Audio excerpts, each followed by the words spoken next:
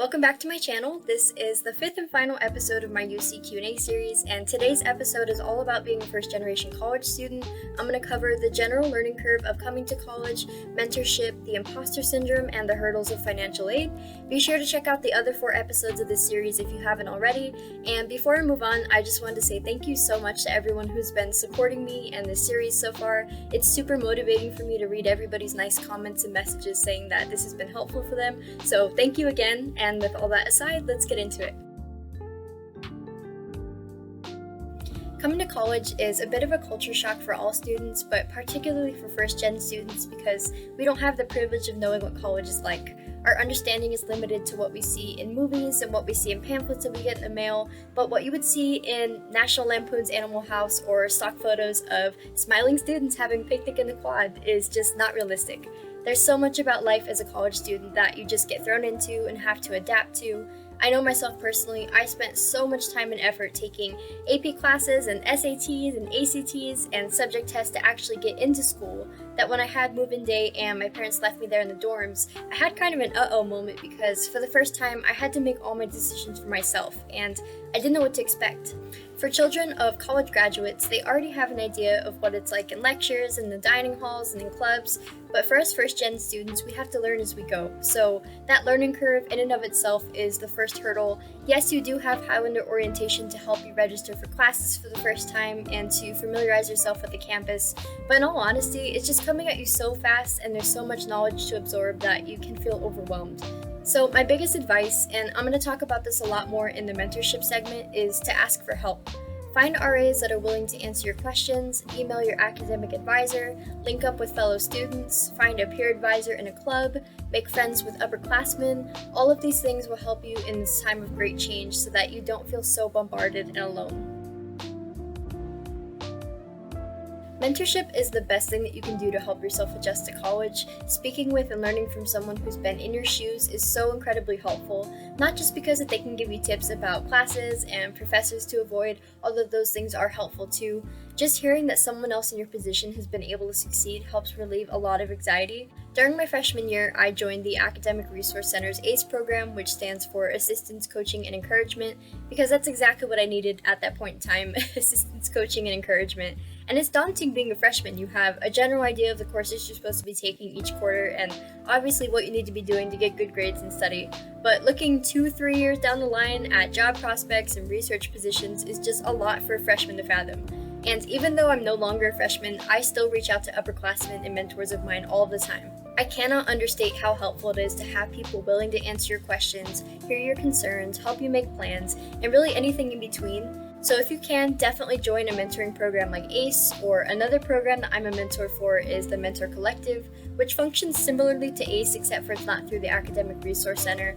Or if you want to, you can just find an individual independently that can become your mentor. For some students, that means a professor or another faculty member, usually within whichever field that you're majoring in. But just know that there are people out there willing to help you just have to find them. The official definition of the imposter syndrome is a psychological pattern in which an individual doubts their skills, talents, or accomplishments and has a persistent internalized fear of being exposed as a fraud. As is discussed in the setting of academia, it has a more broad meaning, which is to compare yourself to the abilities of other students around you, and this is a really big phenomenon in college, partly because, as I discussed earlier, so much of college is just learning and adapting on the fly, that sometimes it can appear that other people around you have their act together more than you do, when really behind the scenes that might not be the case. The imposter syndrome also has a deeper meaning for first-gen students, and it's the nagging fear that you don't deserve to be here. Other students seem smarter or seem like they're not as overwhelmed as you, or whatever other intrusive thought creeps into your head. But as a first-gen student, if you're constantly doubting yourself and putting yourself down, it's going to get you down mentally. You need to maintain a positive mindset and good self-confidence to help yourself succeed.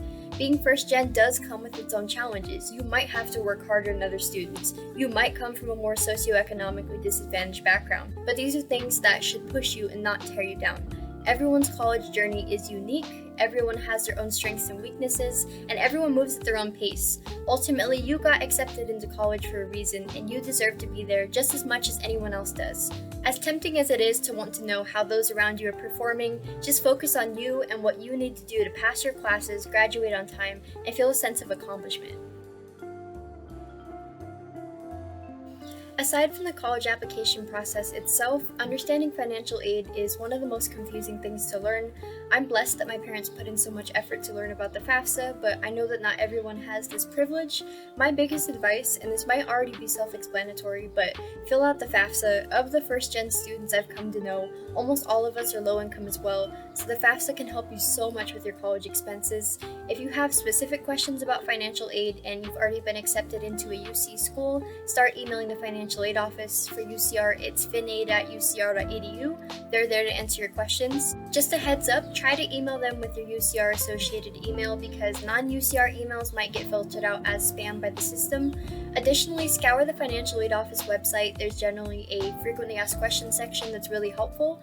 Don't bother calling them because, especially during COVID, it's almost impossible to get a response. If you've been offered work study, take advantage of that. It's essentially no different than a normal job in terms of you get paid directly, but it's an extra $1,000 or $2,000 that you get to work to pay off instead of having to pay out of pocket or with a loan.